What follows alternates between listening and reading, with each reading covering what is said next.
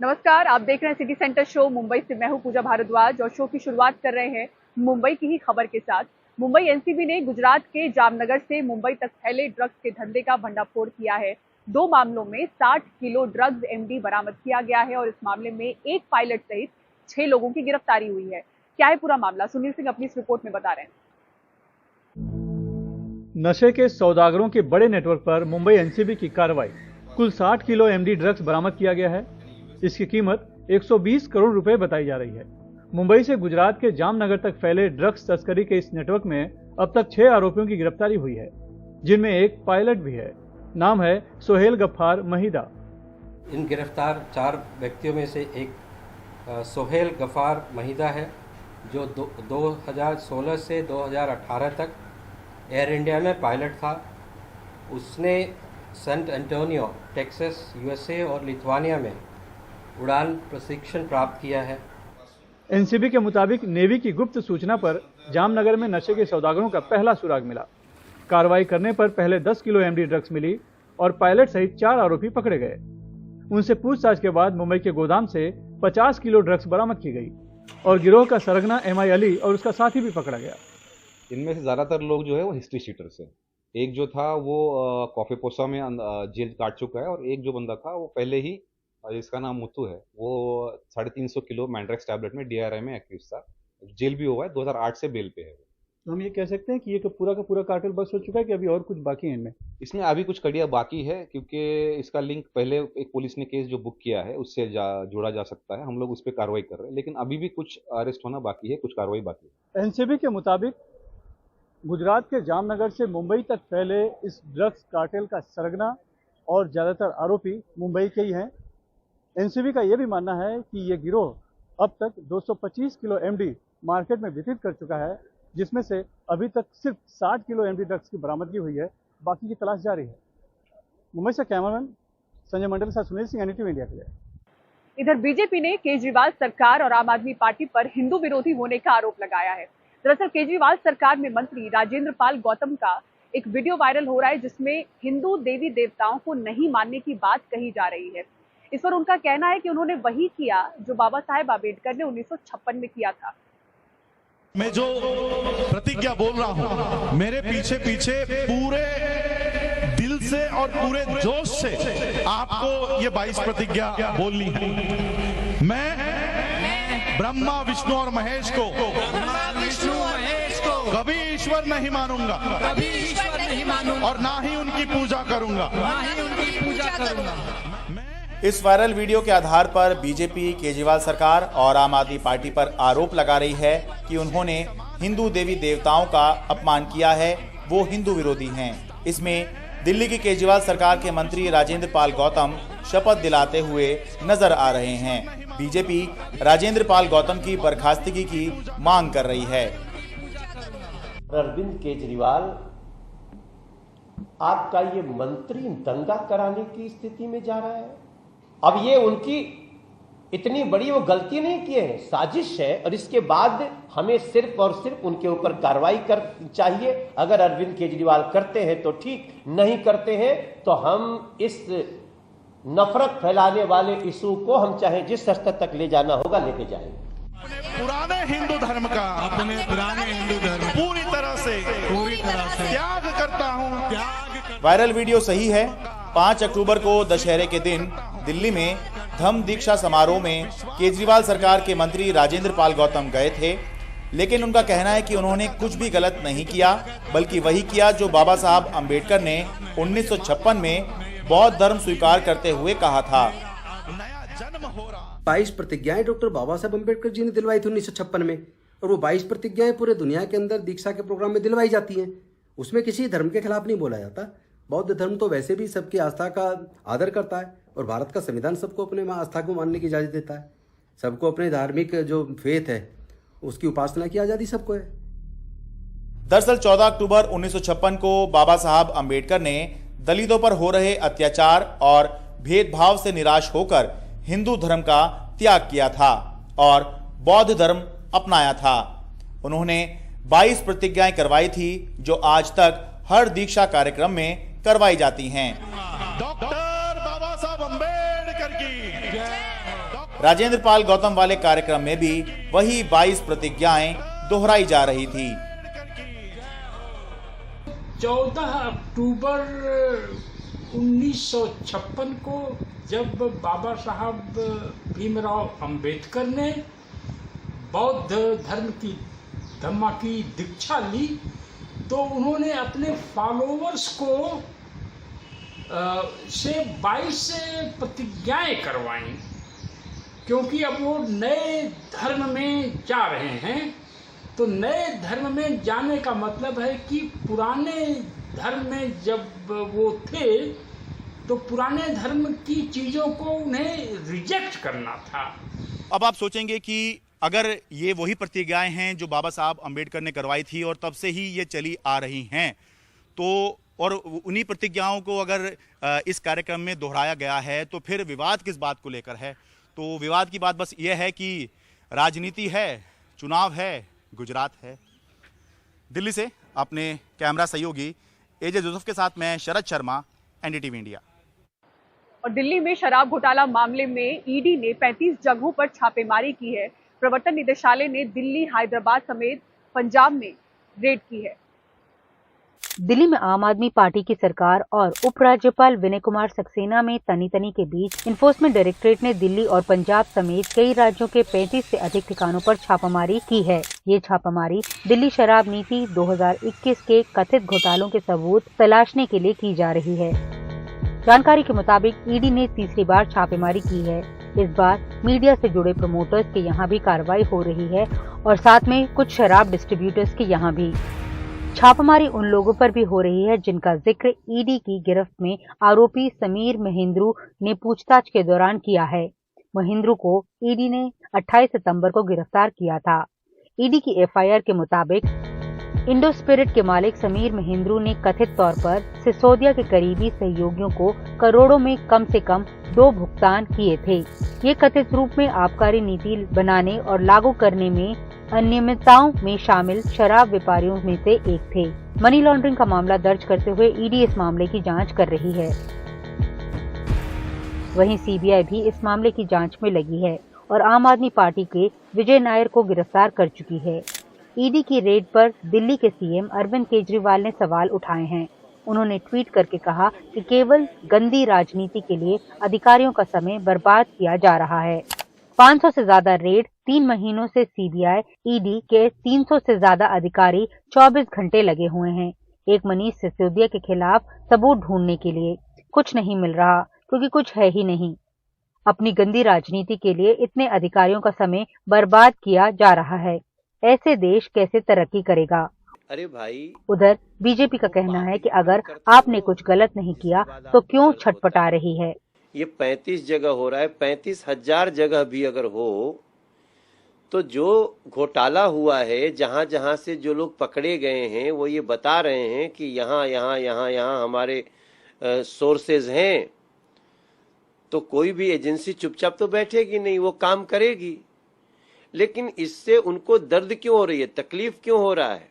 तो अरविंद केजरीवाल जी, आपके इस तरह दर्द में चिल्लाने से एजेंसियां रुक नहीं जाएंगी। दिल्ली के उपराज्यपाल ने जब से ये मामला सीबीआई को दिया है, तब से सीबीआई या फिर एनफोर्समेंट डायरेक्टरेट इस मामले में कार्रवाई करती हुई दिखाई पड़ रही है। दोनों ने एक एक आरोपी को गिरफ्तार भी किया है और जिस तरह से हाल फिलहाल में इस मामले में तेजी आई है, उससे ऐसे लगता है कि जल्द इस मामले में कुछ और अहम गिरफ्तारियां होंगी। नई दिल्ली से नीता शर्मा, एनडीटीवी इंडिया के लिए। और रुपए के गिरने का सिलसिला जारी है। शुक्रवार को डॉलर के मुकाबले रुपए की कीमत में ऐतिहासिक गिरावट दर्ज की गई। ये अपने सबसे निचले स्तर पर पहुंच गया। इससे किन किन चीजों के आयात पर खर्च बढ़ेगा, देखिए इस रिपोर्ट में। डॉलर के मुकाबले रुपया इतना नीचे कभी नहीं गया। शुक्रवार को रुपया रिकॉर्ड निचले स्तर 82 रुपए 33 पैसे तक चला गया। दरअसल इस साल की शुरुआत से ही रुपए की कीमत में गिरावट का सिलसिला जारी है। 2022 में डॉलर के मुकाबले रुपया 10% से ज्यादा कमजोर हुआ है। रुपया कमजोर होने का सबसे ज्यादा असर कच्चे तेल के आयात पर पड़ेगा। भारत अपनी जरूरत के 80% से ज्यादा कच्चे तेल का आयात करता है, जिसका भुगतान डॉलर में होता है। साफ है, रुपए की कीमत गिरने से भारत का तेल आयात बिल और बढ़ जाएगा। रुपए की कीमत में ऐतिहासिक गिरावट ऐसे समय पर दर्ज हुई है जब शुक्रवार को अंतर्राष्ट्रीय तेल बाजार में कच्चे तेल की कीमतें एक बार फिर बढ़कर $95 प्रति बैरल के आसपास पहुंच गईं। बुधवार को ही ओपेक देशों ने 1 नवंबर से प्रतिदिन 20 लाख बैरल तेल का उत्पादन कम करने का फैसला किया है, जिसके बाद से तेल की कीमतें और बढ़ने की आशंका है। जाहिर है इससे भारत का करंट अकाउंट डेफिसिट बढ़ेगा और साथ ही बढ़ी हुई पेट्रोल और डीजल की कीमतों के इस दौर में राहत की गुंजाइश भी घटेगी। ऑयल ऐसा है कि जिसकी हम कंजम्पशन कट डाउन नहीं कर सकते, बहुत कम कर दो तो उसके चलते क्या होगा, हमारा ओवरऑल इंपोर्ट बिल जो है वो बढ़ जाएगा, हमारा ट्रेड डेफिसिट भी बढ़ते चला जाएगा, करंट अकाउंट डेफिसिट। उसके चलते क्या होगा कि लोगों का जो बाहर के लोग जो यहाँ पे कैपिटल ले आते हैं उसकी एक्सपेक्टेशन में ये है कि ये तो इन्फ्लेशन बढ़ते जाएगा, तो वो हो सकता है थोड़ा कैपिटल लाना कम कर दे, निकालना बढ़ा दे, तो उसके चलते ये रुपये ज्यादा फॉल करने की और ज्यादा फॉल करने की एक आशंका हो सकती है और उसके चलते हमारा इन्फ्लेशन और बढ़ेगा, ऑयल का प्राइस भी और बढ़ जाएगा। रुपीस के ग्लोबल प्राइस तो बढ़ ही रहा है बट उसको रुपये में कन्वर्ट करेंगे तो और ज्यादा बढ़ेगा। रुपया कमजोर होने से कोयला, लौह अयस्क जैसे कमोडिटी के आयात पर खर्च भी बढ़ेगा। साथ ही mobile, laptop, TV, solar panels जैसे इलेक्ट्रॉनिक आइटम्स के कंपोनेंट्स के इंपोर्ट पर भी खर्च बढ़ेगा।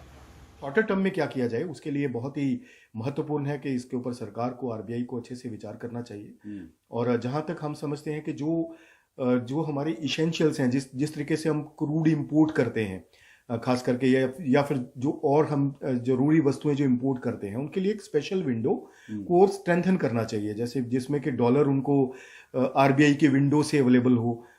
तो उस तरीके से क्या होगा कि जो स्पेकुलेशन है मार्केट में डॉलर के लिए वो कम हो जाएगी और जो डिमांड फॉर डॉलर है, जो खासकर जो नीडी लोग हैं उनको एक सिंगल विंडो से डॉलर मिल पाएगा। एक्सपोर्टरों का एक तबका खुश है। फार्मा और आईटी जैसे सेक्टरों में एक्सपोर्टरों को फायदा होगा क्योंकि उन्हें पेमेंट डॉलर में मिलता है। अंतर्राष्ट्रीय अर्थव्यवस्था पर मंदी के बादल गहराते जा रहे हैं और गुरुवार को ही वर्ल्ड बैंक ने वित्तीय साल 2022-23 के दौरान भारत की पहले अनुमानित विकास दर को 7.5% से घटाकर 6.5% कर दिया है। जाहिर है ऐसे माहौल में कमजोर होता रुपया भारत सरकार के लिए एक बड़ी चुनौती बनता जा रहा है और इससे निपटने के लिए सरकार को आरबीआई के साथ मिलकर जल्दी पहल करना होगा। दिल्ली से प्रेम सिंह के साथ हिमांशु शेखर, एनडीटीवी इंडिया। और अब आइए ज्ञानवापी मामले की बात करते हैं, जिसमें वाराणसी कोर्ट ने आज अपना फैसला टाल दिया। कथित शिवलिंग के कार्बन डेटिंग को लेकर कोई आदेश कोर्ट की तरफ से नहीं दिया गया। कोर्ट ने कुछ तकनीकी बिंदुओं पर स्पष्टीकरण मांगा और मामले में अगली तारीख 11 अक्टूबर तय कर दी है। 11 अक्टूबर को मस्जिद पक्ष अपनी दलील पेश करेगा। वहीं इन सबके बीच हिंदू याचिकाकर्ताओं में आपस में मतभेद देखने को मिले।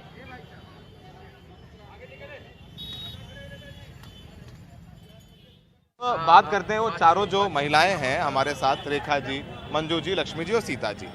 अब ये चर्चा बड़ी ये हो गई, इस पर चर्चा ये गर्म हो गई है कि अब आप लोगों में आपस में फुट पड़ गई। आपके साथ एक राखी जी थी, थोड़ा दर्शकों को सोचे कि इसको नहीं पता है वैसे बताइएगा। राखी जी थी आपके साथ, अब वो राखी जी आपके साथ नहीं, वो कह रहे हैं कि कार्बन डेटिंग का सर्वे नहीं होना चाहिए। आप लोग मुस्लिम पक्ष की जबान बोल रहे हैं कार्बन डेटिंग का सर्वे होगा, जो शिवलिंग मिला है वो खंडित हो जाएगा, और आप लोग जो है विपक्ष में आ गए, आप जो मस्जिद का उसकी भाषा बोल रहे हैं, तो आप लोग उनके खिलाफ हो गए हैं। आप ये लड़ाई क्या हो गई, थोड़ा बताइए आपकी बात। ऐसा है कि राखी सिंह खाली कागज में ही है, राखी सिंह हम लोग के साथ कभी आई नहीं है और ना हम लोगों ने उनको देखा कभी। और रही बात कि हम लोग उन लोग से अलग नहीं, वो हम लोग से अलग हो गई हैं, हम लोग उनसे अलग नहीं है, वो अलग हो गई हैं। हम लोग एक चारों आज तक हम लोग एक साथ हैं और हमेशा एक साथ रहेंगे, एक साथ रहेंगे। राखी जी तो कह रही हैं कि आप लोग जो मांग कर रहे हैं कार्बन डेटिंग कराने की या सर्वे कराने की किसी भी तरीके से, वो शिवलिंग जो है जिसको आप लोग शिवलिंग कह रहे हैं वो खंडित हो जाएगा उससे, और वो बिल्कुल जो करोड़ों हिंदू हैं उनकी आस्था के साथ खिलवाड़ होगा। देखिए हम लोग का विज्ञान बहुत आगे जा चुका है। बिना शिवलिंग को टच किए, बिना शिवलिंग को कोई नुकसान पहुंचाए भी हो सकता है कार्बन डेटिंग होगा, उसमें कोई नुकसान नहीं होगा। और जो बार बार हमारे भावना को आहत किया जाता है, हमारे भावनाओं को ठेस पहुंचाया जाता है, हमारी शिवलिंग को फव्वारा करके, वो सबूत सामने आ जाएगा कि वो कितना प्राचीन शिवलिंग है और कितना पुराना। राखी सिंह आपके साथ क्यों नहीं है?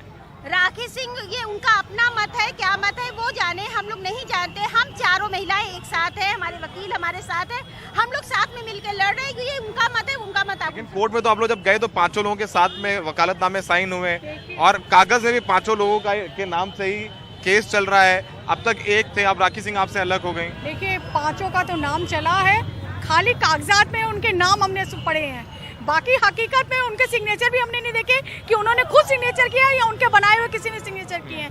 हमारे साथ अंजुमन इंतजामिया मसाजिद कमेटी के तमाम वकील लोग हैं, मिराजुद्दीन साहब हैं, इखलाक जी हैं और भी तमाम सारे लोग मुमताज जी हैं, सारे लोग यहाँ पर हैं। हम ये जानने की कोशिश करेंगे कि आखिर अदालत में आज क्या हुआ और क्यों नहीं फैसला आया। आप क्या समझते हैं, क्या बात है? आज जिला जज साहब ने ऑर्डर की जो डेट थी उस पर ऑर्डर ना पास करके कुछ उन्होंने अपना क्लेरिफिकेशन चाहा और जिसकी वजह से प्लेंटिफ नंबर 225 के काउंसिल ने डिटेल आर्गूमेंट किया अपनी एप्लीकेशन पर। और चूँकि अंजुमन के लोग ऑर्डर सुनने के लिए गए थे, हम लोग उस तैयारी से नहीं गए थे, इसलिए हम लोगों ने 11 तारीख को फ्रेश जो है तो उनकी बात का जवाब देने के लिए डेट मान लिया और इसलिए 11 तारीख लगाया है हम लोगों को जवाब देने के लिए। अच्छा, मतलब अदालत ने स्वयं कुछ चीज़ें जाननी चाहिए, क्लेरिफाई करना चाहा, उस पर उन्होंने अपना आर्गूमेंट किया, जिस पर ऐसा कहा जा रहा है। चूँकि मैं मौजूद नहीं था उस वक्त, इसलिए मैं नहीं कह सकता कि ऐसा कोर्ट ने कुछ कहा था, लेकिन हम लोग जो पहुँचे तो कोर्ट प्लेंटिफ के बात जो तो अपनी बात जो तो जज साहब के सामने रख रहे थे और पैरावाइज उसी एप्लीकेशन को दोबारा सुना रहे थे। अच्छा, मतलब उसमें जो सुना रहे थे वो वही उसी एप्लीकेशन को पैरावाइज जो है वो डिटेल से दोबारा सुना रहे थे। फिर आप लोगों ने क्या हम लोगों ने ये कहा कि चूंकि अब फ्रेश उन्होंने आर्गूमेंट जवाब किया है, इसलिए हम लोग जो तो नेक्स्ट डेट में देंगे, तो 11 तारीख लगाया हमको जवाब देने के लिए। क्योंकि आज आप लोग उसके लिए तैयार नहीं थे, हम लोग उसके लिए तैयारी नहीं करना, हम लोग की फाइल आई थी तो ऑर्डर देखने के लिए आए थे। अच्छा, आप लोग हम लोग ऑर्डर देखने के लिए आ जाए थे, कोई बहस की डेट तो रही नहीं कि फाइल ले आते, तो फाइल लाए नहीं, तो अदालत से कहा गया कि हम लोग तो फाइल लाए नहीं, हम तो ऑर्डर सुनने के लिए आए थे। अब यहाँ अगर आपको अपने क्लियरफाइड होने के लिए अगर आप ये अपनी बात फिर से रिपीट कर रहे हैं तो हमको भी समय चाहिए रिपीट करने के लिए अपनी बातों को। कोर्ट ने कहा कि नहीं आपको भी समय दिया जाएगा, तो 11 तारीख को कार्बन डेटिंग पर, कार्बन डेटिंग का ही मामला जी, तो उसके लिए तो अब 11 तारीख को आप लोग अपना जवाब देंगे, उसके बाद लोग फिर ऑर्डर की कोई डेट लगाएंगे। और छत्तीसगढ़ के बिलासपुर में दुर्गा विसर्जन के दौरान 2 गुट आपस में भिड़ गए। आपस में कहासुनी के बाद इतनी बात आगे बढ़ गई कि दोनों गुटों ने आपस में पत्थरबाजी भी की और सामानों की भी तोड़फोड़ की।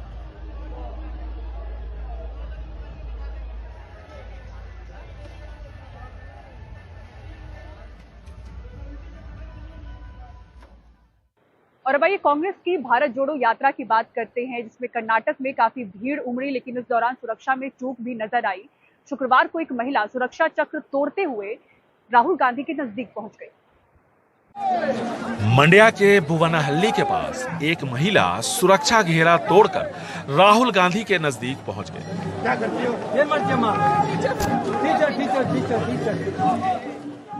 लेकिन ये खतरा मोल लेने वाली बात है। जिस तरह से लोगों का हुजूम इस यात्रा से जुड़ रहा है, ऐसे में भारत जोड़ो यात्रा की सुरक्षा व्यवस्था नए सिरे से करने की जरूरत लोग बता रहे हैं, क्योंकि ग्रामीण इलाकों में लोगों ने इस तरह की यात्रा पहले सिर्फ टीवी पर ही देखी थी। ऐसे में यात्रा को नजदीक से देखने के लिए भी भीड़ बेकाबू हो जाती है। भीड़ इकट्ठा होती है तो नेता भी खुद पर काबू नहीं रख पाते।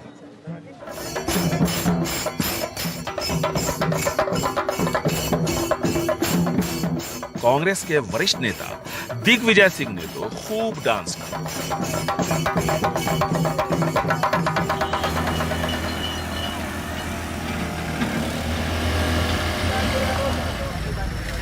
धूप, गर्मी और ऐसी हलचल से जो थक गए उनके लिए मुफ्त में गन्ने के रस का इंतजाम। ये डेली 1000 केजी मारना है, फंक्शन के टाइम पे 1000 केजी। भारत जोड़ो यात्रा के कर्नाटक आते ही राज्य की बीजेपी सरकार पर करप्शन को लेकर राहुल गांधी हमलावर हो गए हैं। इस यात्रा में बेलगाम महंगाई और तेजी से बढ़ती बेरोजगारी से जुड़े होर्डिंग भी अब काफी नजर आ रहे हैं।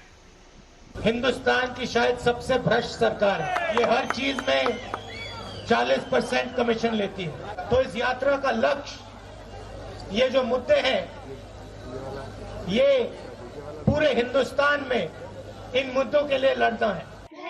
भारत जोड़ो यात्रा अपना लक्ष्य हासिल करके ही दम लेगी। कुछ ऐसा जज्बा शुक्रवार को स्वतंत्रता सेनानियों की वेशभूषा में बच्चों ने जताया और लोगों का दिल जीत लिया। मैं झांसी की रानी हूँ।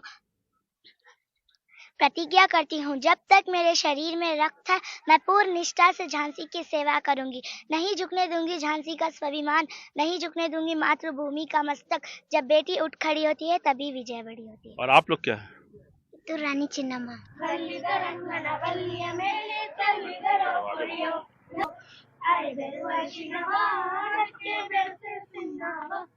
ये कर्नाटक का फोक सॉन्ग है जिसको जनपदा कहते हैं और ये लोग परफॉर्म कर रही है बच्चियां और ये राहुल गांधी के सामने भी परफॉर्म होने जा रहा है।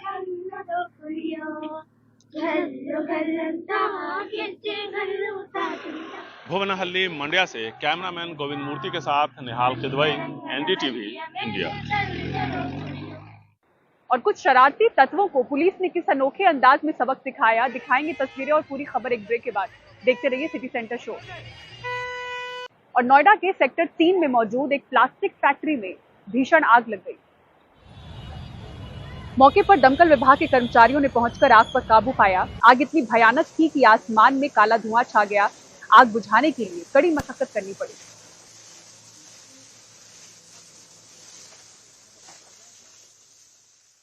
ये कंपनी प्लास्टिक की ट्रे बनाती थी जो मॉड्यूलर किचन में यूज होता था कटलरी इत्यादि रखने के लिए।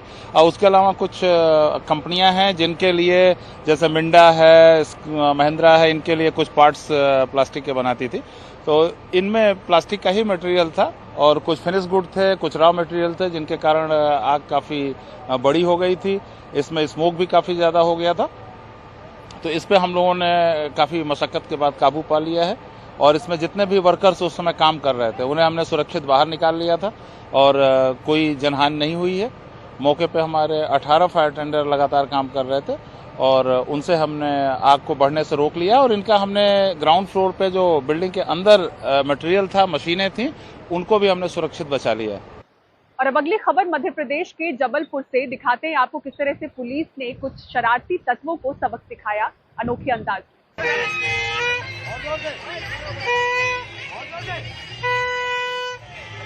जबलपुर में कुछ शरारती युवा सड़क पर चल रहे लोगों को भोंपू बजाकर परेशान कर रहे थे। हर राहगीर के कान में ये लड़के शोर कर रहे थे जिससे लोगों को बहुत परेशानी हो रही थी। जब पुलिस को पता चला तो पुलिस ने इन लड़कों को सबक सिखाने के लिए इनसे आपस में ही एक दूसरे के कान में भोंपू बजवाया।